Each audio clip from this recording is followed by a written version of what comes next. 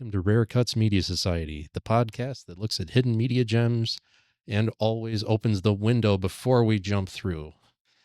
With your host, as always, I'm Andrew Jagoda, and with me we've got Eric Hathorn. How are you today, Eric? I'm very excited to be sitting across the table from you in the same room for the first time ever when we recorded one of these things. Yes, it's a special day today. And Rob Lachik, how are you today, Rob? I'm doing very well. I'm ready to talk about the yellow mask, maybe, if we get there. He's giving away everything too early. And of course, we've got Michael Ross. How are you today, Mike? Doing pretty good. It's nice to be together for the first time ever, Rare Cuts Media Society. That's right. And we're continuing on with a little special episode here today that we're all in the same room, as we said. And we've got Mike with his summertime superhero pick. So I will hand it over to him to take us away. Okay, before we get into the topic, I just want to start out by saying when we first started this podcast, I always knew I was going to, at some point, choose a radio show or serial. Originally, I had a different pick for our superhero summer, but after Rob's selection of the Batman and Robin film series, it got me thinking. I wondered if there were any old-time serialized superhero radio shows. And just to kick things off, I want to get a kind of gauge of how familiar you guys are with old-time radio shows. If you had any favorites, or is this something that you would look into more, maybe? So we'll go with you, Andrew. The Shadow Knows. Oh, yeah, that's a good one. That's the one I know. We had the box set of it on CDs as a kid. So that's where I started out. And I think that's the only one, though, other than this, that I've listened to. The only other radio shows, if you will, that I also listened to was like the Jack Benny shows, like Your Money or Your Life, Your Money or Your Life. I'm thinking about it. I'm looking one up. I can't remember the name of it. Oh, there it goes. I was like, I'm so close to it. So I have from like the library, they'll have like those Hoopla has a lot of radio shows on it to download, and I've done like seasonal ones. Like there's like a Christmas one, like a collection of Christmas shows that has a bunch of stuff on there that I've got before and listened to those. Nothing like serialized, except for there's a podcast that takes, here's a podcast plug. It's called the Rare Cuts Media. No, there's a podcast called The Prototype World of Tomorrow. And it is based on the idea of if Walt Disney's version of Epcot being like an actual city became a thing. And it's like now currently from like way back then, but it's so the experimental it's the Prototype World of Tomorrow, and they did like 3 seasons of it, and it's stylized after a radio show. So there's like a lot of the same kind of like it's sound effects stuff and that kind of like describing what's happening that we get in the radio shows, even though it's from just, in the past 5 years or so. And they did a few seasons, and I thought it was really cool. They used a lot of other Disney creators and stuff to do it. But yeah, so that's what I got. It's more of a new one. So we need to start a new tradition in Rare Cuts. We need to start a timer to see how long it takes Eric to bring up Disney, Walt Disney, Mickey Mouse, or anything Disney related. I think he got it within the 4 minutes. I think this all-time record, outside of a true Disney pick, which the last 2 have been, yeah. And then this one not. But yeah, that's what I got. Okay. Yeah, I love old-time radio programs. I've listened to some of The Shadow. I particularly, things that I like are just the one-off stories that were on radio programs. I love listening to it's a serialized radio program, but each story was unique. Like things like The Weird Circle and what's the other one? Suspense was a really good one. And sometimes you get lucky enough, they'll have old time commercials from, during World War II and such. And it's interesting to hear about those kind of like the issues that were going on back then, which are pretty similar to issues that we still face today in our world. And then I want to just touch really quickly. You had already mentioned kind of a more modern take, Eric. Um, I think there's a lot of great equivalent to old time radio present today. So I just want to talk briefly about modern day equivalents of radio programs that are they're actually pretty good. One of them is called We're Alive, and if you're a fan of series like The Walking Dead, you're probably going to enjoy it. It's a serialized zombie survival podcast, and it has a couple seasons.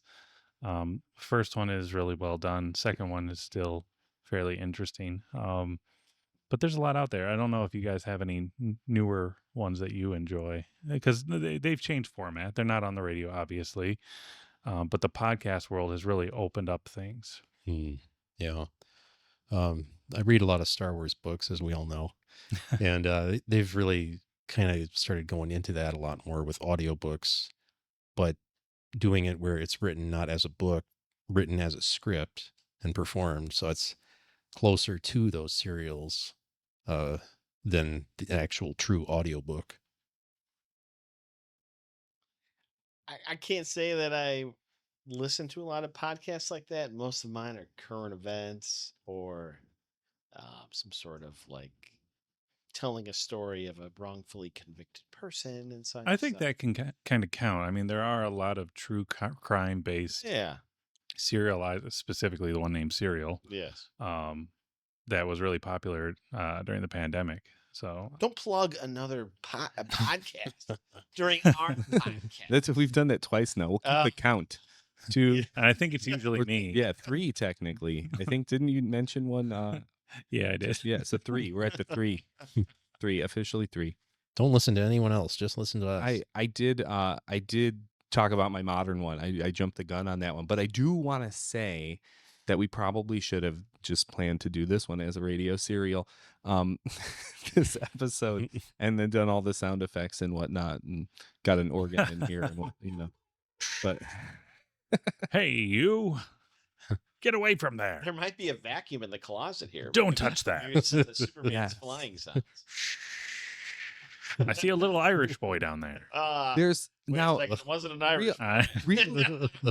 You're the Irish boy. Real quick though, the sounds. I'm gonna plug another podcast. No. No, but like the radio shows and like in movies they use it too to get the sound effects. They have the Foley sound effects artists who crunch their feet on gravel and whatnot. But there's a good 20,000 hertz episode about Foley artists that it would be really cool. But like you said, with the like, for instance, the sound of flying in a radio serial, like maybe like the one that we just listened to, sounds like a shop vac, or I guess like not even a fan, but it's like almost like a weird wind tunnel. It sounds like an old time vacuum cleaner running. And I'm trying to think of like the more modern ones, and they like the one that I listened to, it does have sound effects, but they don't. I feel like they don't stick out like that. Mm-hmm. Like, yeah. Going back to Andrew's comment about Star Wars, I would even consider some of the audiobooks are on par with a full sound effect radio broadcast. Like there are times where you're on whatever planet and there's ambient sound in the background. You can hear people kind of walking. When you're on one of like the Star Destroyers, you have kind of like this constant white noise hum in the background and the sound of doors. And it really, it brings what you're listening to life. Mm-hmm. Go Star Wars. All right. So let's get into it. Ultimately, I did a little digging and I found that there was The Adventures of Superman, which began airing in 1940. So this is around the same time as our first in the series, Batman and Robin, which was the short film series that was a serial. So a very popular format, the serial, the cliffhanger, the art of the cliffhanger. Mm. And so I found that this radio broadcast, it ended up having over 2,000 episodes. We didn't make it. We only watched 108. We actually made it through, what was it, 21 in the end? Yeah. 21. 21 episodes, which kind of encapsulates a full story. Which I want to say, 21 episodes might sound long. And but it they- was long. Well, they're only about 11, like max just under 12 minutes. They're all like 11 plus change, anywhere from like 11:02 to like 11:50 or whatever. But I think it did feel long because we did marathon them. We did marathon. We marathoned it, but also if you can find it, it might be worth digging for before watching or listening rather. I'm sure there's got to be someone out there that has edited out some of the end credits and some of the opening recap. If that exists, please send it our way, because it'd be a much easier way to digest these, because it gets tiresome hearing about the thing that you just listened to. Because again, it's a serial, and most people had to wait a couple days before the next one, because it was not just a once a week broadcast. It was happening upwards of 3+ times per week. So you didn't have to wait too long. I feel like though you could probably if you are a podcast listener, which you probably are because you're listening to a podcast now. But you could probably listen to like one every day with whatever you normally listen to, and that would be a more digestible way Yeah. to handle, even if you did it every day, like a vitamin. Is that Superman? He must be going to fly through that window because he's not going to open it. Honestly, that was a more convincing flying sound than what they use. That's very true. That's what the S on his chest stood for, was So anyway, the Adventures of Superman, it starred Bud Collyer as Clark Kent and Superman. And his kind of big thing that he used to sell was he would bring his voice up into a really higher register when he's Clark Kent, very unassuming, and then he becomes Superman and gets that deep baritone manly voice, which, I mean, they didn't hire a second actor. I applaud that, because I could see someone doing that. It's radio. I could see them saying, hey, you don't sound like Superman, so we're going to go with this other dude. And also Joan Alexander as Lois Lane.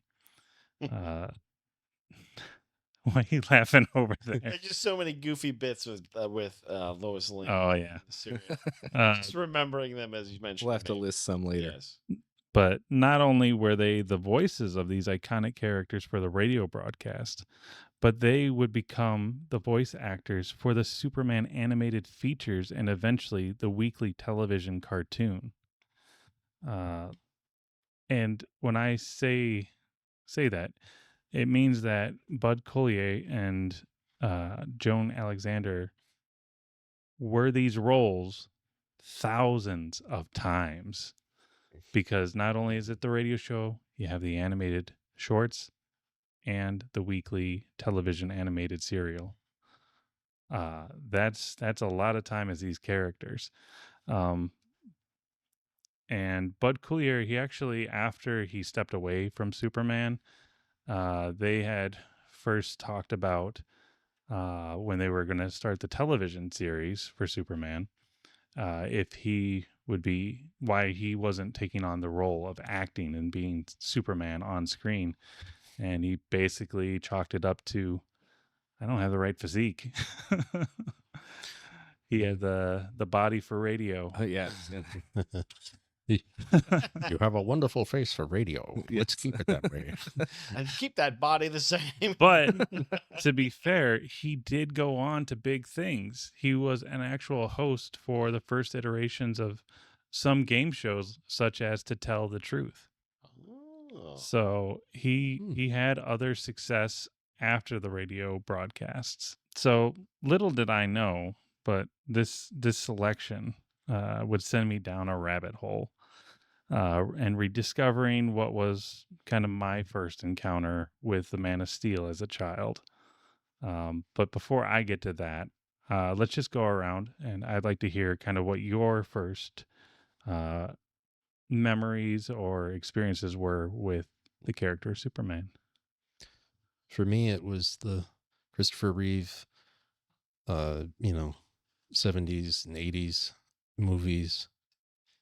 He was fantastic. I miss him because they sure as heck can't get anybody to play for more than one movie now. Yeah. And when they do, they say, "No, I think we'll fire him. He was doing well. Let's fire him." Poor Henry Cavill. So my first memory of Superman, which is a weird one, but it's George Reeves as well. Uh-huh.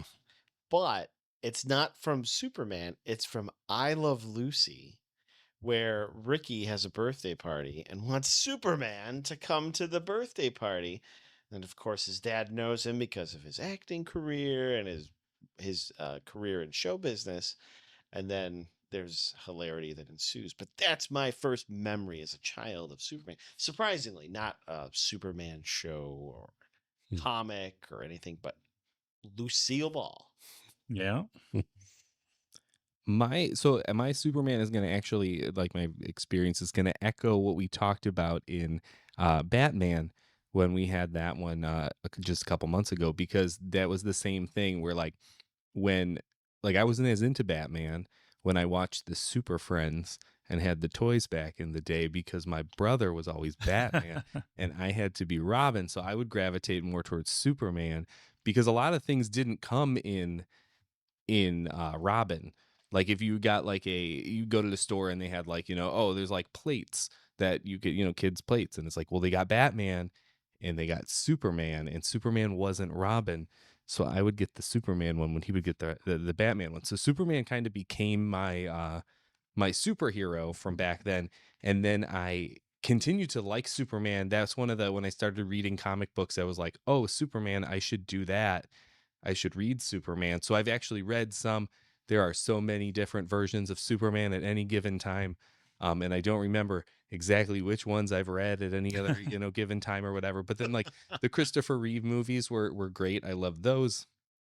That Superman animated series, I would eat that up.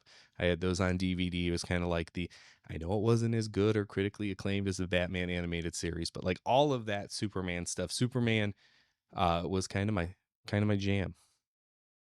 Yeah. So here's where I go off the rails. Oh boy. So the first memory I have of Superman was actually one of Bud and Joan's portrayals in an animated short film from 1942 called Terror on the Midway. When I saw the short film, I mean, it's short. It's under 10 minutes. And I would watch it over and over. I had it on VHS when I was in preschool. Okay, I'm going to air a grievance. I had a Superman action figure, and it had the red cape, and it had the sewed in plastic piece so that it would just snap onto the back of the neck. I love that action figure. And I brought it to preschool one day, and the staff took it away from me. And I can still see it high up on the shelf, and I never got it back. Podcasts are a form of therapy, Mike. Yes. Yes. We need to find this vintage Superman frame, Mike, to feel this. If you happened to work at this school and you know the whereabouts of this missing Superman figure, please contact us at, and I won't actually say a phone Yeah. number. But 555. anyway, my first memory was Terror on the Midway. And basically the premise of that one was there's a circus on the Midway in town, and of course a giant gorilla breaks free, and then the gorilla's fighting, people are running, there's fire effects, And then a lion gets free and Superman arrives, and you see like a silhouette battle between him and the lion, and then he's fighting the gorilla. It's really cool. And so I was like, I wasn't expecting it to take that sort of turn. When I first picked this podcast, I had totally forgotten about that entirely. And it's just kind of cool to hear that. Yeah, Bud Coulier went on, and he was the voice of that Superman that was my first interaction with media and Superman. But since then, yeah, no, I loved the animated series from the 90s. Again, the Batman animated series, hard to compete with. But in terms of Superman, it was pretty good. And I think it'd be interesting just to hear your guys' perspectives in terms of growing up with Superman through the ages, and how your perspectives on the Man of Steel have changed from when you were a child to present day. So when I was a kid, I would think, oh, Superman, he's so cool. He can do anything. And now that I'm an adult, I go, wow, Superman's kind of boring because he can do anything. Part of my gripe with DC is that it seems like, if they have a problem, well, they could just throw Superman at it and that's it. Whereas Marvel, it's more, up in the air, like, oh, well, this, can this one do it? Can this one do it? But Superman, he could just do anything. It gets kind of boring when you have that. It's kind of like rock, paper, scissors, Spock. Spock beats everything. Mm-hmm. Where Marvel has that kind of balance that you're talking about, where, certain people can battle certain people. And then you get into like, well, Wolverine can beat anyone. It's like, well, what about Magneto? And it's like, What about when the Hulk goes crazy? He can't stop him. I know, as far as I kind of talked about my through the years with Superman, I did leave out, because I didn't go, I kind of stayed more in the childhood zone, but I did leave out like watching Smallville and liking how they reinterpreted Superman in that way. Um, and that, so like that like helped that, I feel like that makes Superman more relatable, in the sense that, like, okay, he can do everything, but he still had regular teenage problems, you guys. He still went through all those things, like all of us normal people did. and his love interests get mixed up with a cult. So, Well, that's in real life. yeah. But I did not like Man of Steel personally. I'm gonna go ahead and say it. I didn't like it. I don't know how you guys feel about that, but like, as a Superman fan, it wasn't my favorite. But I will say I am excited about wherever James Gunn decides to go. I don't know what it's going to be, but I'm excited to see what happens in the future of Superman. But like, Superman has I think it's one of those things where he's always he can do everything, and they have tried to fix things in the past with that, but he always still has that, like, I'm gonna talk about Disney again. He has that Americana thing that, like, Mickey Mouse does. It's like Mickey Mouse, Superman, Elvis Presley, apple pie. What are other things that are Ray Parker like that? Jr. Ray Parker, not Ray Parker Jr. He wishes. Next time on Rare Cuts. Which album are yes. you referring to? I'm free. And I kind of love that. I kind of love that part of Superman. So like, even though I can respect what you said, Andrew, about he does, like, he kind of wipes everything, like they can just kind of like end a thing with him, because he's so, like, does so much that he can be one note. I really love the like that like Americana-ness of him. That keeps, and that's like that. I guess maybe that is like in a time here where like the Olympics are going on, and it's like we kind of get that Superman feeling about like our athletes and whatnot, and like they're awesome and they're super, like, and they wear the red, white, and blue, and it's like, but it kind of has that cool, I don't know, that cool thing. And let's remember though, as we talk about Superman as an American Americana symbol. He's not even from Earth. He is definitely an immigrant to the world and the United States. We'll just throw that out there. That's why Batman thinks he needs to be stopped. Oh my gosh, you're just making Batman terrible. Took now. this to a very You're just making Batman terrible. I'm just trying to say that, to quote, Yeah. Hamilton's immigrants get the job done thing. I mean, that's Superman's the ultimate immigrant, right? There you go. Interplanetary. interplanetary immigrant. So I will say I am probably the least fanboy-ish of the group on Superman. So my first memory being from I Love Lucy. That's first point, right? Now, as a kid after that, I remember watching the 40s Max Fleischer version of Superman, kind of that very stoic looking Superman.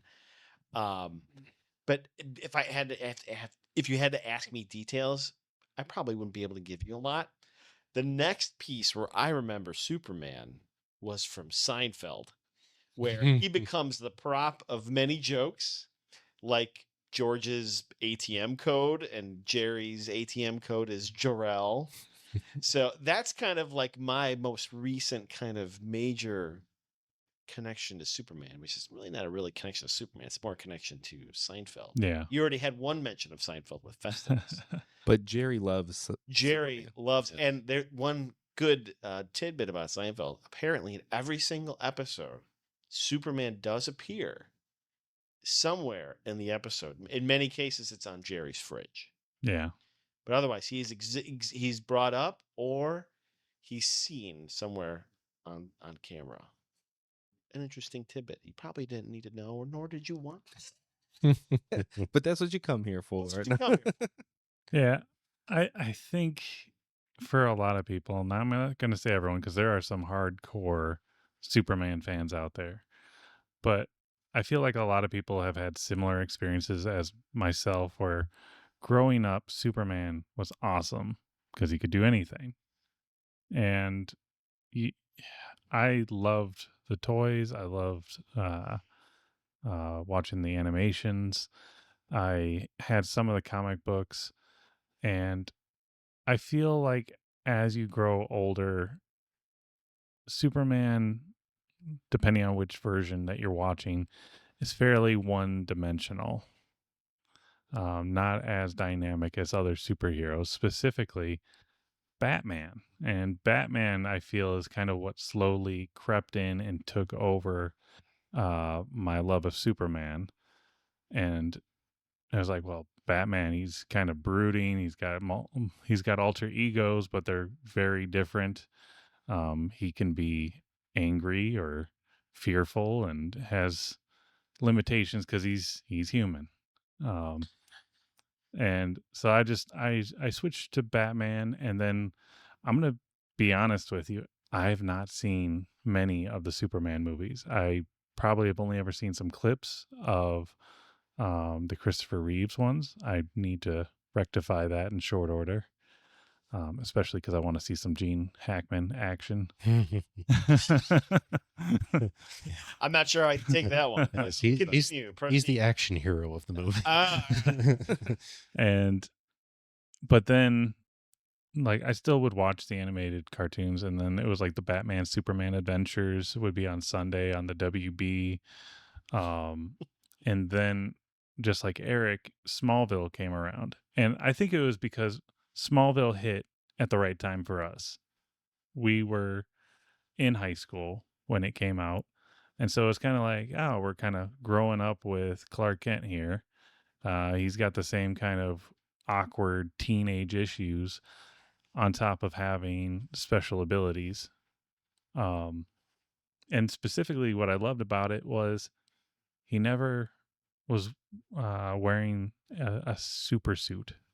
And I find that that's the thing that really throws me off with all of the movie interpretations of Superman. The suit just looks, it's weird. Like, it's great in a comic book, especially when it's in the 40s. I get it. But nowadays, it's like he needs some sort of modern suit, maybe that's not the bright red and blue with a little bit of yellow. That's my opinion, though. He needs Edna Mode to come up. No capes, darling. No capes. See, I didn't even make that Disney reference. I didn't even do it this time. You can't see it, but well, maybe you can. Well, to be fair, that came out before they man. fully acquired Pixar. So, Still a Disney Pixar. Go ahead. Look at the posters. So let's just have kind of a general discussion about the actual Adventures of Superman serial. I've been off the rails for a while, but part of that is because this is it's just it's kind of difficult to discuss because it is such a different format, and I don't think that it was executed in the best way from like a writing standpoint. But I could see how kids would eat it up. But I mean, so are we all in agreement that the target market for this was children, right? Yeah. Yeah, I would think so. Yeah. It's very simplified plots and cliffhangers, but they weren't like extreme cliffhangers. Like there wasn't really any instances like in Batman and Robin where a plane explodes and you're like, oh man, Batman and Robin are on that plane. It was just more like, what is the wolf going to be up to? And so that's the other thing is there's not really any well-known supervillains in this series, at least not initially. So the main ones are the wolf. What's his sidekick's name? Kino. Kino. No. The wolf says Kino's name about 40 times. So if you want to play a every drinking episode. game, Kino. yeah, if you want to play a drinking game, listen to it and you hear Kino, you'll be ripped by the second episode. And then eventually find out that the wolf actually is a servant to the Yellow Mask, who has like another partner named Michael. Michael. He says Michael. Michael about 40 times every time he talks. Yeah. So overall, what are your impressions of this serial? For its time, I think that it would have been very exciting. It would have kept the kids coming back every, like you said, 2-3 days. And just note that this is airing 2 years after the comic book came out, and the comic book was really taken off. Yeah. Yeah. So, I mean, the audience was definitely there for it. So I think that it was really smart of them to do it. But does it last? No. No, it does not. Because everybody now is used to, Superman fights. Lex Luthor, Doomsday, all of these villains, and we're going, the wolf? It's just does he even have a mask? Like, why is he called the wolf? They don't say. Is he a wolf man? It's so we're Hungry like the wolf. So for the kids in the 40s, I think they weren't looking for explanations. Whereas, anybody now that's like, well, what's the background? What's this? That's, we want to know everything. We want to Wikipedia it. So I think that for now it's a failure, but at the time it was smart as heck. Yeah. Yeah, I could buy that. I think for me, the weird part that I took away, and I mentioned it while we were listening to it, was why is basically society dependent upon a newspaper man to resolve all of the problems? Like one of the last one, or the arc, if you will, was about saving the town from a dam from collapsing. Why are they going to a newspaper reporter to solve this instead of like law enforcement or civil engineers? It's like, now I get it. It's a radio program and you have a small, but it's kind of like that piece of it. I was like, really? I have an answer for you. Oh, please. So they're not depending on him. he's just doing it in the same way that in the Encore commercials, the people in the frozen food aisle are like, but this is a 2-pound family size. I can't eat this. And then the Encore guy just happens to be there and he's like, I'll be at your house, and then he's going to eat all the Encore meals. If anyone gets the reference. Tasting more, it's on. Encore. I think that's more that, he's the Encore guy of the world. I don't want the Encore guy. Clark Kent, come eat this sandwich. Okay. Right? I've got half a pound of tuna.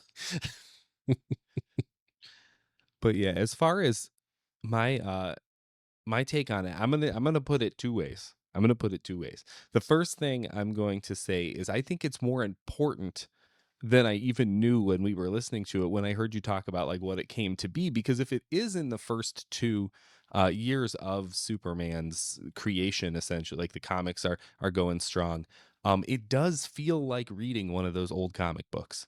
It totally feels like reading one. I don't know if you guys have ever read an old Superman. But they are kind of hokey sometimes, and he didn't have all of his supervillains ironed out. So like it does feel like that. And the other thing I want to say about it is, so I will like, and especially those actors went on, and I think what we're seeing here is not our Superman, but like the generation, like the artists and creators who made our Superman were inspired by this Superman. Yeah, and I think to piggyback on that, so the show initially started out and it was being influenced and supported with the mythos that the comic book had created. But then they started doing kind of their own thing, such as in the comic book, Superman was pretty much just being able to have incredible leaping ability, where in the radio show, he takes off and he has full flight ability. And so from there, the radio show begins to influence the comic book series. And another thing that was surprising is the first appearance of Kryptonite is on this radio show. We didn't get to that episode, but it originated here, and then the comics ran with it. And then pretty soon you have every color Kryptonite imaginable. Yeah.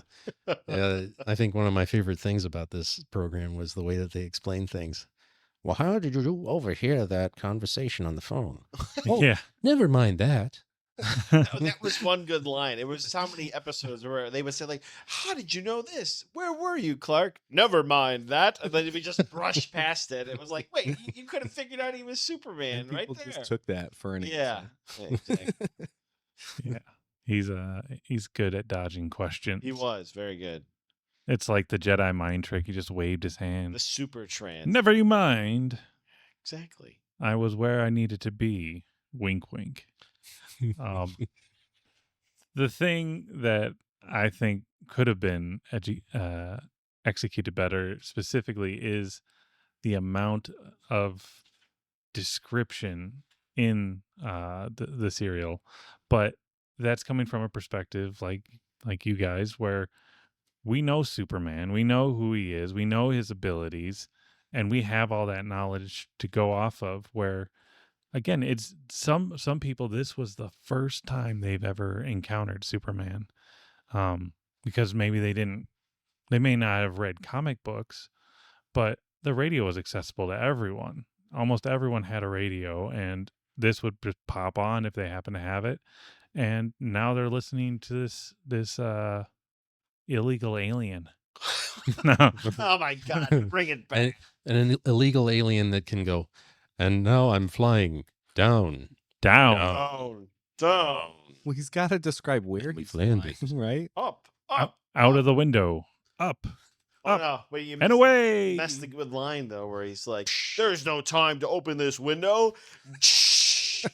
And it seriously felt like they just had this like sound bit that they wanted to have of broken glass, and that was the only way to do it. Because come on, open the window, dude. Yeah.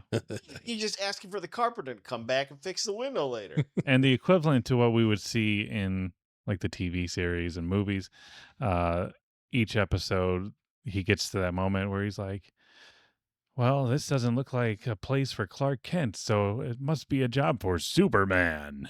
And then he like switches out of his clothes, but then he arrives to where he's going and he's like, better get back to Clark Kent. And then he goes back to that higher pitched tone voice. But it's like, were you carrying your clothes, man? How did you get that? You took what? I think he carries them all in a in a ball under his Fanny arm. pack.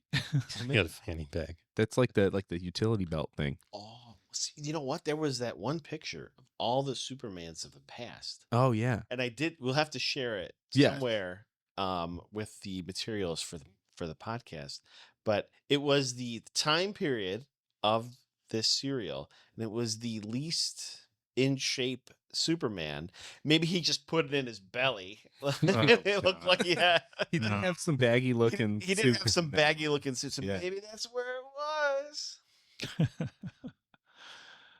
was. But given all that, did you have favorite moments? Oh yeah. I mean, obviously the crashing through the window without opening it, that was a great moment. I think anytime that the villain would start saying Kino, Kino, Kino, and then of course the yellow mask would go, Michael, Michael, Michael, Michael. I can picture some little kid in the 40s with the name Michael being super excited. He said it again. Mike, Did were you excited? That was uncomfortable. Why is he wearing that yellow mask? Yeah, we don't even know if he had a yellow mask. I think it was audio. You can't Right? see a yellow. Maybe it's mask. black. We assume what it They never been- describe him. Could have been No, colorblind. no, he thought it was he just yellow and it had was a like yellow green. mask. But no, I think I liked this is going to be a thing I liked, but also with a gripe. So the thing I liked is I think it could be cool to listen to it in like small doses, and if there was like a like a slowly dripping it one episode at a time podcast feed or something like that, that would be really cool to like kind of listen to it. Or I know there's some like radio shows that do kind of like in the public domain that'll get dripped like that from people, but I will say I don't think this is one story arc that we listen to in 21 episodes. I think it's 6. Yeah. I think it's 6. And I was tracking the stories because so in the first one we get the wolf and there's a train and it's going down he's going to steal or break trains or something. It's the wolf and something Superman bullet. thwarts him. The Silver bullet. He's going to take out a bridge by the silver blasting. clipper. Silver Clipper. Silver. Oh, that's right. Yeah. Yeah. I got notes Silver right here. Clipper. The Silver Clipper, the retirement home barbershop. Yes, exactly. They clipped the silver. But so that one does the wrap up, and you find out at the end that the wolf wasn't the real villain, it was the yellow mask. And then we go into the yellow mask's storyline, which is the vibration machine. He has the machine that could find the vibration, like whatever for any material and explode it. So he's gonna like explode the world, and it seemed very similar to that Batman one we watched where he could control the vehicles and whatnot. But anyways, vibration machine is storyline number 2. When that's resolved, we get this whole storyline about the North Star Mining Company. Yep. Which is this one about this mystery girl who's in a burning building, and they find her and she's got information, and they find out that there's some crooked people running this mine operation and everything. That story gets resolved, and then we get The wolf breaking out. the wolf breaking out of prison. So we do return to the wolf, but I wouldn't necessarily say that that's still part of the same story, because it's kind of like the Batman Arkham Asylum thing. Like, all the villains are there. I would argue only because now that the wolf is out with Kino, Take another drink. they have gone back out seeking the yellow mask, and the yellow mask obliterates the wolf with the vibration device or whatever, right? We get into that. So after they get out, they go to the Dyersville, and Yeah. we get the whole Dam. Dyersville, the dam. They're gonna blow up the dam, and the water's gonna run down to the city. But that's the wolf in Kino. Or sometimes I could not tell the wolf different from the No. yellow mask. The yellow mask kills the wolf. Well, there you go. But I'm gonna just say, like, so if you're reading I always feel just like these are just the cycles of, this is where my argument comes in. These are not necessarily one story arc, but the cycles of the comic book. And I think later on, it kind of retroactively, the way the story goes after this, I feel like it retroactively makes this a single arc, because after this, the episodes come in slightly longer arcs. And then this one's even longer than most, because this one's probably like a 21 episode arc at like 11 minutes a piece, where it's longer than most arcs that they do in the radio show, but it's shorter, or each one of the single parts of it is shorter than those. So they're kind of like finding their footing. So I think it is retroactively an arc and not originally intended to be one. Now, I have a question, because I don't think we covered this, and I don't think you brought it up while we were listening to it. Are these original stories solely for this serial? Or did they line up with a comic book series or a number of comic books, basically kind of orating the comic book? I believe it's kind of like what I said earlier, in terms of they were influenced by the comics, but they were their own unique story. See, I think they missed an opportunity there. Or maybe I'm thinking of just the way the current things, where if you had the comic book in front of you with the radio program, Ooh, that would be you'd cool. be kind of follow it along during the radio Yeah. program. Yeah, they could That start would it be out. cool. I mean, especially in a lo-fi tech time of the 40s. Yeah, they could have started it out with a guy going, "Now, everyone, open up book number 1 to, To page 22. Turn the page. Boop. Do one of those. And sign up for the Superman's fan club.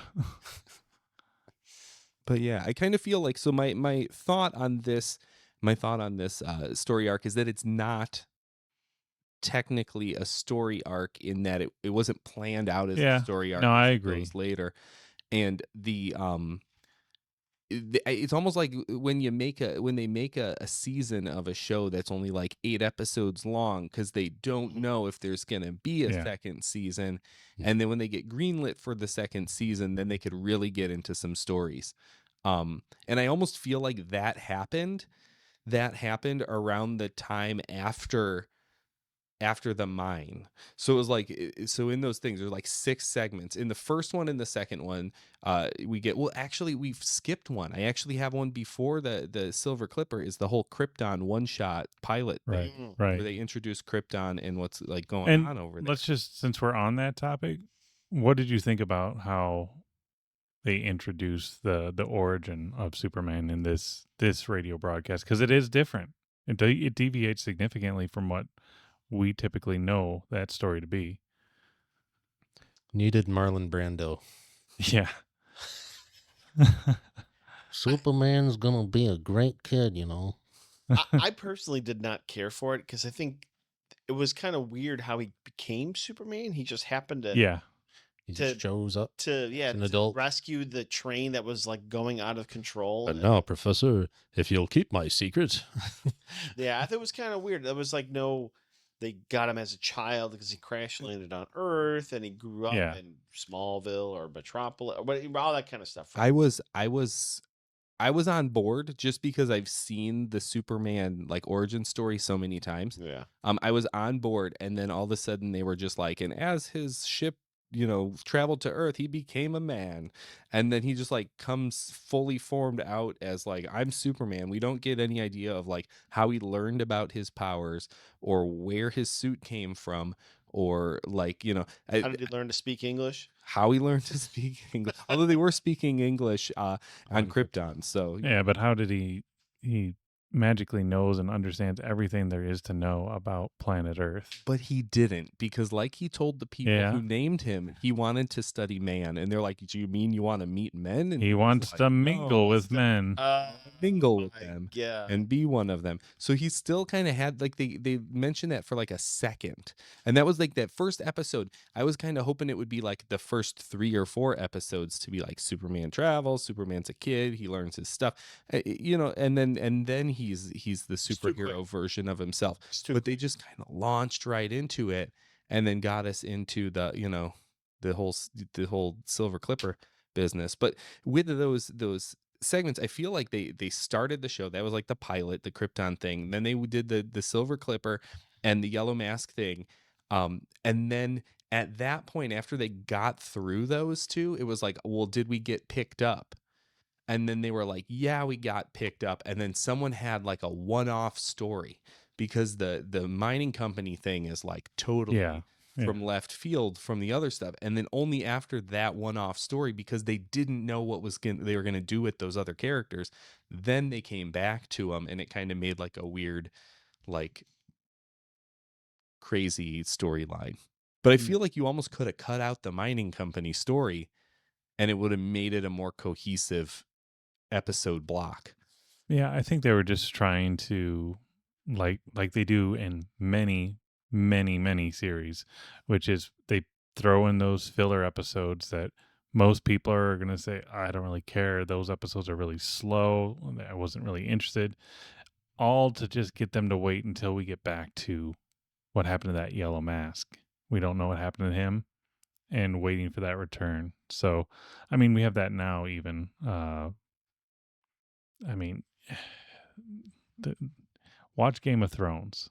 If you watch Game of Thrones, you'll find that there are characters you really care about, storylines you care about, and then there's going to be episodes where it just feels like nothing is happening, nothing is advancing the story, and it's arduous to go through. And then finally you get back to that character story arc that you care about, and you're like, yes, finally. So I think it might have that kind of vibe where they're just trying to have filler to keep people on board. Which brings up kind of an interesting thought in my part. So it started out and it had, the Krypton Jor-El stuff. Then it went straight to he's landed on Earth. Now, if they did that, today as an actual show, they would probably have made that one long episode because they would want to look at the ratings and all that. Because if you think about it, an origin story episode now, and then you just end it, then no one would watch the second week. They'd think it's all like that first one, which was nothing which like the rest of it. didn't have all the action of Superman.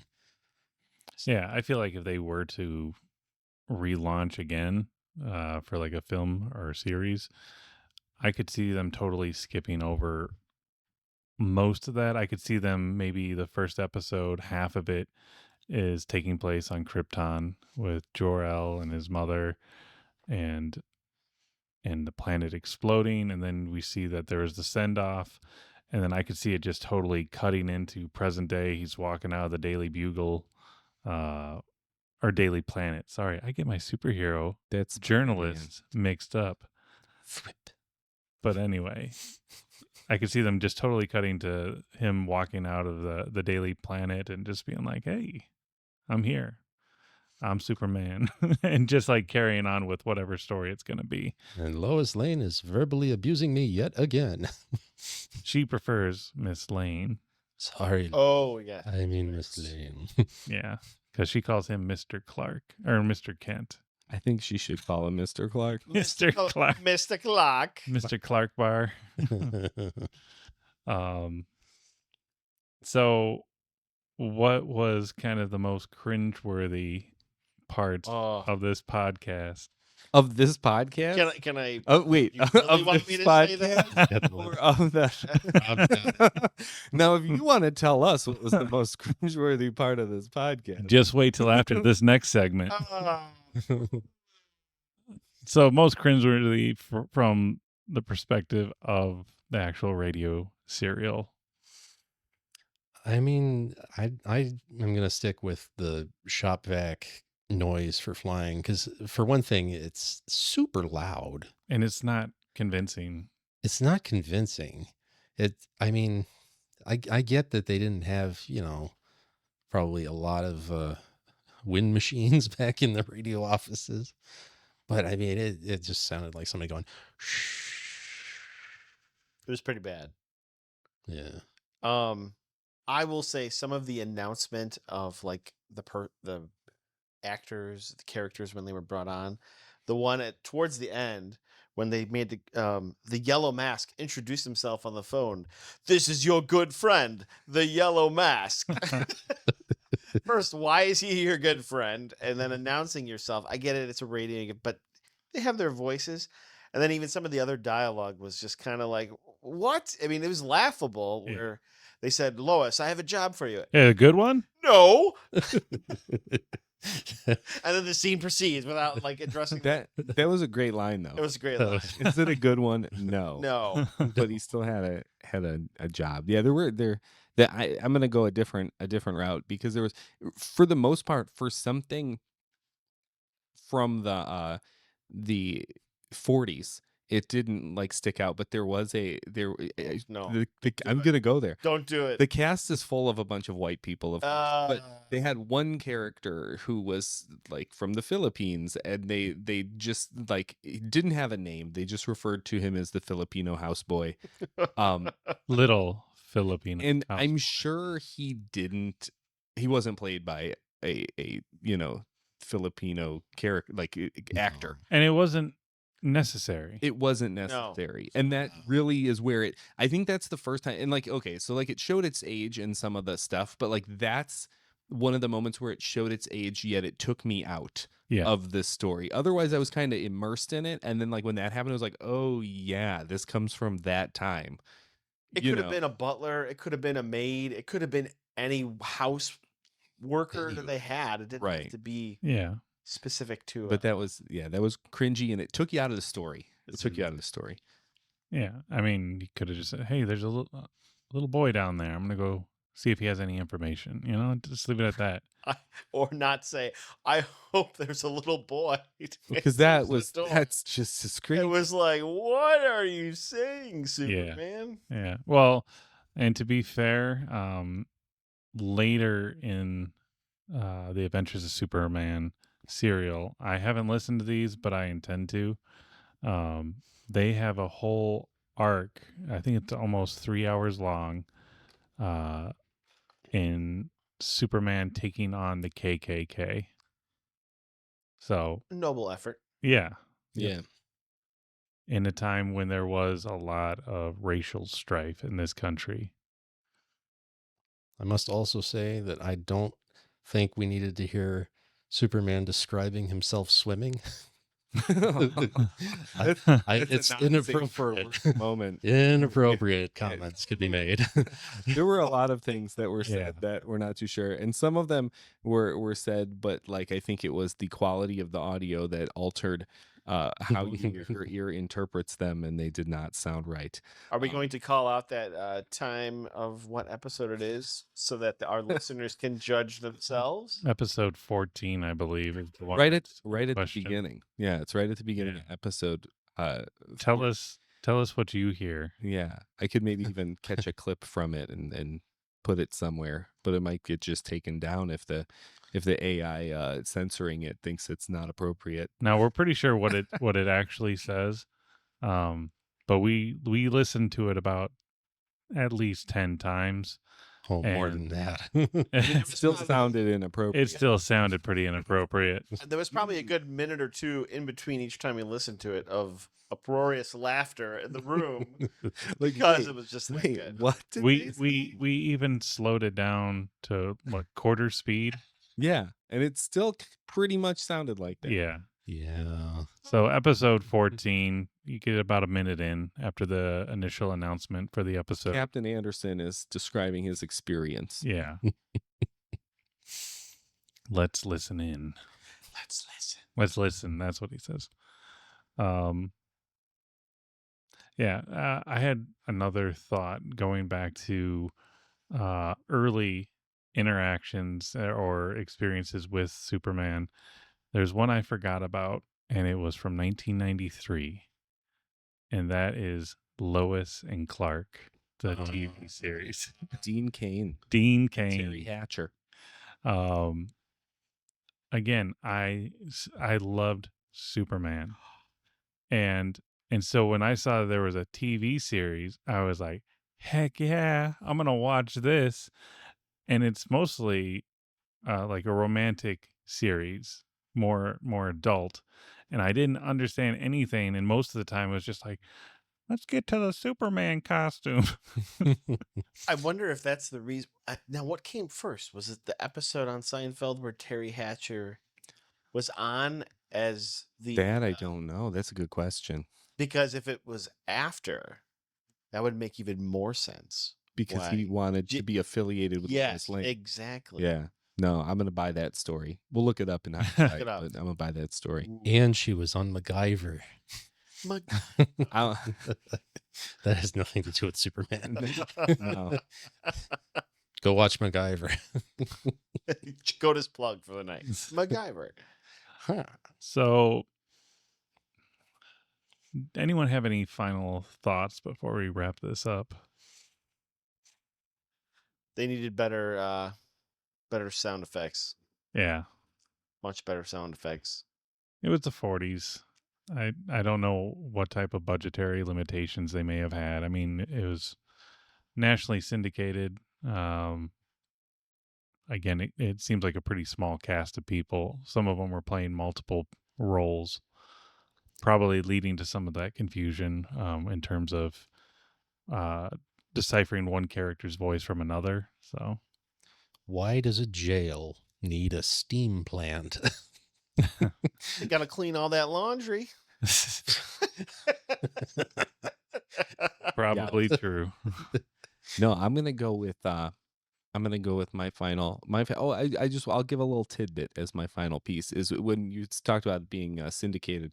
We did learn, because they say it's a transcribed radio show at the beginning. We learned that means it was recorded to like this kind of record style disc that ran at about 16 RPM. So they would send the records out to the affiliates. So it was actually recorded. And I think that's one of the reasons why we have the recording still today for even so many of the episodes. So that's going to wrap up our superhero summer. I hope that you enjoyed this little journey into the rarer side of our superheroes.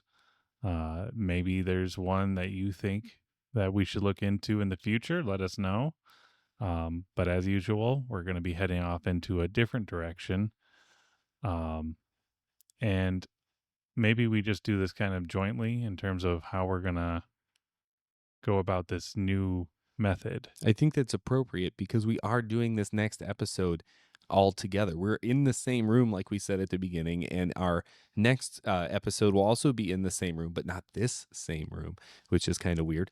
But we're gonna have we're gonna kind of mix it up and do where we each pick a little something for kind of a collaborative episode.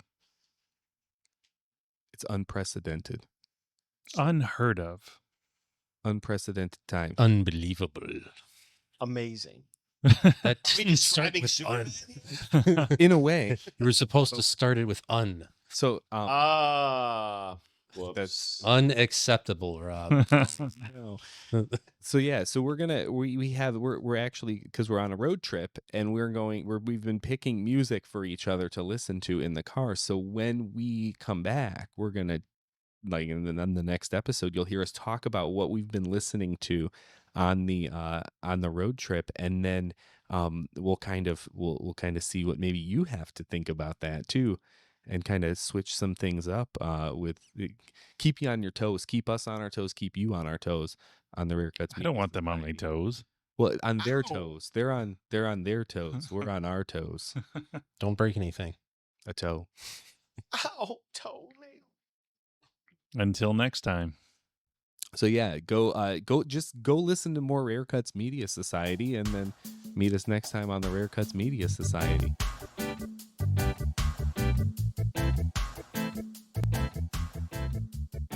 Visit us online at rarecutsmediasociety.com. There you can find old episodes, subscribe, or connect with us on Facebook, Twitter, and Instagram. Thanks for listening.